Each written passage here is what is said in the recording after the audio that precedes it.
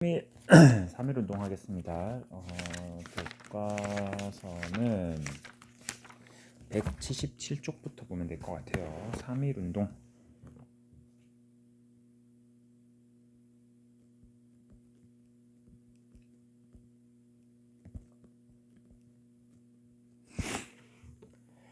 (3일) 운동이 있게 된 배경이 있는데 국내랑 국외가 있어요. 그래서 이렇게 나눠서 볼게요. 먼저 국외. 국외에서는 그 당시 러시아가 혁명이 일어납니다. 러시아라는 나라가 원래는 황제 차르가 다스리는 나라였는데 러시아의 혁명.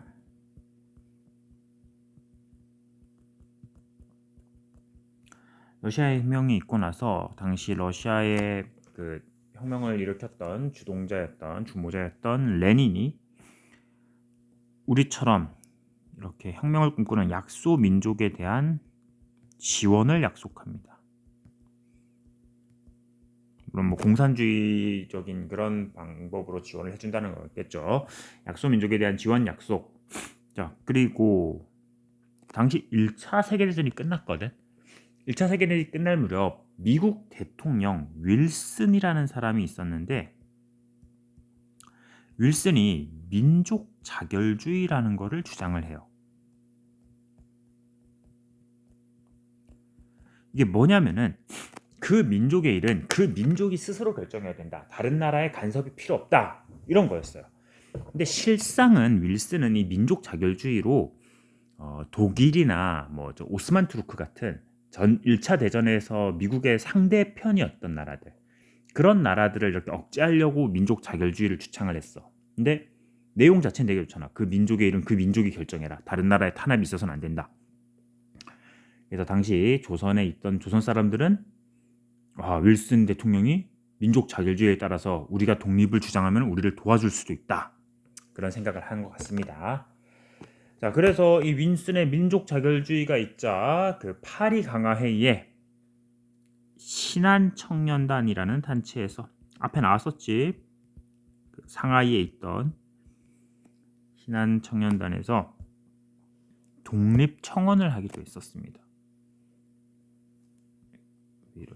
잠깐만. 신한청년단에서 김규식이라는 사람을 보내서 독립청원을 하기도 하였다. 다음, 독립의 이제 분위기가 점점 고조되고 있죠. 그때 일본에 이제 유학생들이 가 있었거든. 일본으로 유학 갔던 조선인 유학생들이 28 독립선언을 낭독하기도 했었어요.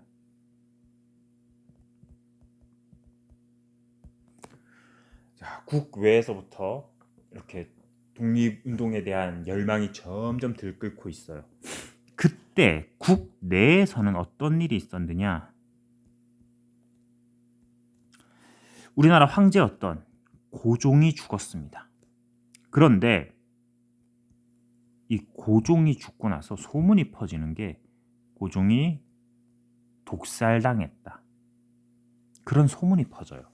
실제인지는 모르겠어요. 근데 뭐 어떤 기록에 보면은 뭐 고종이 뭐 커피를 먹고 나서 뭐 갑자기 내가 뭘 먹었냐 하면서 뭐 피를 토하가 죽었다. 뭐 그런 이야기도 있긴 합니다. 근데 실제 독살됐는지는 뭐 밝혀진 건 없습니다. 정확하게는. 어쨌든 당시 민간에서는 이 고종이 우리나라 황제였던 고종이 독살을 당했다. 이런 소문이 돌아. 이 얘기는 당시 민중들에게 엄청난 충격으로 다가왔습니다. 나라는 망했어도 그래도 우리의 정신적 지주였던 고종이었는데 그 고종의 죽음이라는 거죠. 다음 두 번째, 일본이 무단 통치를 하면서 했던 가혹한 식민 통치에 대한 반발. 좀 적고 있어요. 잠깐만.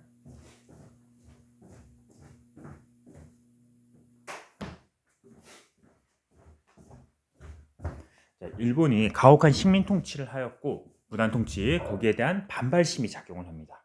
자, 그래서 3.1 운동이 시작됩니다. 3.1운동은 어떻게 전개가 되느냐? 당시 각 종교의 지도자, 민족 대표 33인이 있었습니다. 이 사람들이 독립선언서라는 거를 준비를 해요. 기미독립선언이라고 합니다. 이거를 낭독했다. 다른 말로 기미독립선언.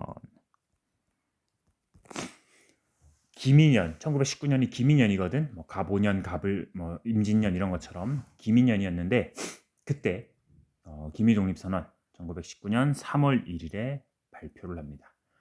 근데 이게 어떻게 됐냐면 이 사람들이 준비를 하고 원래는 저 탑골공원이라는 곳에서 발표를 하려고 했어요. 독립선언서를 낭독하려 했는데 생각보다 그때 이제 이 사람들만 했던 게 아니고 이 종교 지도자들하고 뭐 학생들 뭐 이런 여러 단체들과 연결해서 준비를 했거든. 근데 그 소문이 퍼져서 탑골공원에 3월 1일에 낭독하러 딱 갔는데 사람들이 너무 많이 온 거야. 생각보다. 그래서 이때 이 민족 대표들이 잘못하다가는 이 시위가 너무 커지고 해서 인명 사상자가 나올 수 있다. 우리는 독립선언서만 낭독을 하자 해서 태화관이라는 곳에 모여서 자기들끼리 이렇게 낭독을 합니다. 그래서 교과서에는 없는데 뭐 한번 찾아보세요. 그 민족 대표 33인 그림이 있는데 어디 이렇게 태화관이라는 곳에서 테이블에 이렇게 쭉 둘러 앉아가지고 거기서 낭독을 합니다. 자, 그리고 민족 대표 33인은 이 독립선언서 낭독 이후에 일본에게 잡혀가지고 그대로 이렇게 감옥에 갇히게 됩니다. 그럼 탑골공원에 모였던 사람들은 어떻게 됐느냐? 모여 있는데 민족 대표들이 안 와. 독립선언서 읽으러. 그래서 어떻게 하지 막 하고 있는데 그때 지금도 이름도 알려지지 않은 한 학생 한 명이 탑골공원에서 독립선언서를 낭독합니다. 그 모여있는 사람들 앞에 탁 올라가서 학생이 독립선언서를 대표로 낭독을 해요. 자, 그리고 그 독립선언서 낭독이 끝남과 동시에 사람들이 대한독립 만세를 외치면서 막 뛰쳐나가는 거죠. 그럼 거기 지나가던 사람들도 막 시위 이제 3.1운동이 시작됐으니까 자기들도 막 갑자기 막 들끓는 거지. 그러면서 시위가 전개가 됩니다. 시위는 총 3단계로 나눠서 볼 건데 맨 처음 초기에는 주요 도시, 좀 대도시들, 뭐 서울이나 뭐 이런 대도시에서 진행됐고 처음에는 좀 비폭력이었습니다. 그냥 우리는 독립운동만 하고 만세만 외쳤어요. 근데 일본은 그거를 총과 칼로 진압을 했죠. 우리의 비폭력적 시위에 총칼로 대응을 합니다. 자, 그리고 이 만세 시위가 전국으로 확산돼 가는데 이 과정에서 농촌 같은 곳에도 확산이 됩니다. 이때쯤 되면은 총칼로 진압을 하니까 우리도 맞서기 시작하죠. 무기를 들고 맞서고 막 이렇게 뭐 전선줄을 끊는다던가 이런 시위를 합니다. 자, 그리고 3단계는 해외로 확산됩니다. 해외 확산. 간도, 연해주, 미국, 일본 등으로 대규모로 확산이 되었습니다. 자, 일본은 이 대규모 3.1 운동에 대해서 어떻게 대응을 했을까요? 인정을 안 했겠죠, 당연히. 일제 탄압.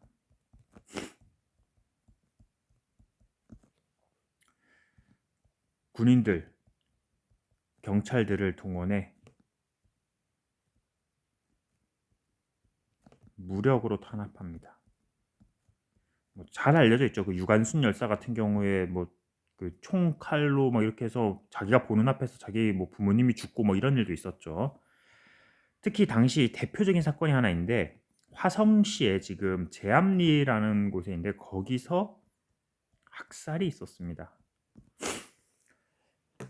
화성 지역의 사람들이 3.1운동에 참여를 했어요. 그 제암리 주민들도 참여를 했겠죠. 근데 일본이 그거를 무자비하게 탄압을 했습니다. 그리고 며칠 후에 이제 그 충돌이 있고 나서 며칠 후에 제압리로 일본인들이 오는 거야. 총칼을 들고. 오더니만 야, 저번에 그 너네 3.1운동 과정에서 우리가 너무 심했던 것 같아. 우리가 너네한테 사과를 할 테니까 15세 이상의 성인 남성들은 전부 다 교회로 모여라. 마을 교회로 모이라고 해요. 자, 그래서 남성들이 모입니다. 그 교회로.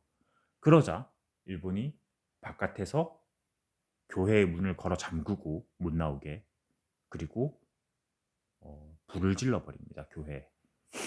불을 지르니까 이제 사람들이 막 당황해서 막 창문을 깨고 나오고 막 하겠지. 탈출을 하겠죠. 그때 바깥에서 기다리고 있던 군인들이 총을 쏩니다. 나오는 사람들에게. 그렇게 해서 제한리에 살던 성인 남성들을 다 죽이고, 뭐 부인이라던가 뭐 다른 사람들도 있었겠지, 그 마을에. 그 사람들이 막 자기 남편이 죽고 자기 아들이 죽으니까 이제 막 말리고 할 거 아니야. 그러니 그 사람들까지 다 학살해 버립니다. 거기에 이어가지고 그 옆에 마을까지 또 가서 그 일대에 몇 개의 마을을 이렇게 학살을 했던 무자비한 학살이 있었습니다. 이 사건은 마을 사람들을 다 죽이고 이랬으니까, 물론 뭐 생존자가 한 명 있긴 한데 그 산에 올라갔던, 어쨌든 사람들을 막 죽였으니까 알려지지 못할 뻔했어. 근데 스코필드라는 사람이 있는데 기자입니다. 외국인. 이 스코필드라는 사람이 제암리에서 그 사진을 찍고 그 기록을 남겨서 해외 언론에 터뜨리면서 알려지게 되었습니다. 다행히도, 그나마 다행히도. 자, 일본의 탄압, 제암리 학살입니다. 자, 3.1운동 마지막입니다. 그 이후에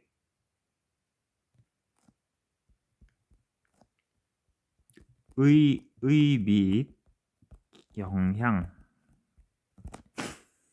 어쨌건 3.1운동은 뭐 독립을 가져오진 못했거든. 독립에 성공은 못했습니다. 우리가 3.1운동으로 막 민족이 함께 일어났지만. 근데 어떤 의의와 영향이 있었느냐? 첫 번째, 신분, 직업, 종교, 모든 거를 초월해서 모든 계층이 참여하였다.